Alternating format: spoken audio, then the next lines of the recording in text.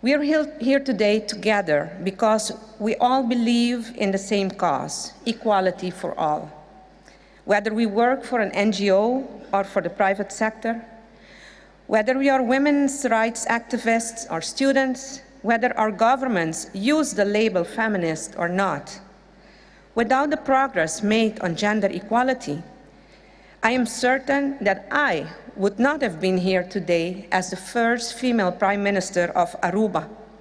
And for those who wonder, Aruba is a small country, a small island in the Caribbean, part of the Kingdom of the Netherlands.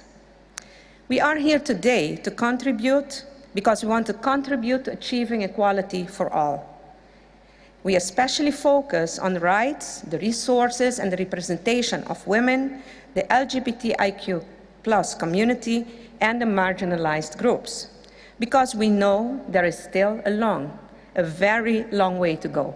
For our kingdom, the Feminist Foreign Policy is about increasing our ambition towards equality in general, and equality for women, the LGBTIQ+ community, and marginalized people more specifically.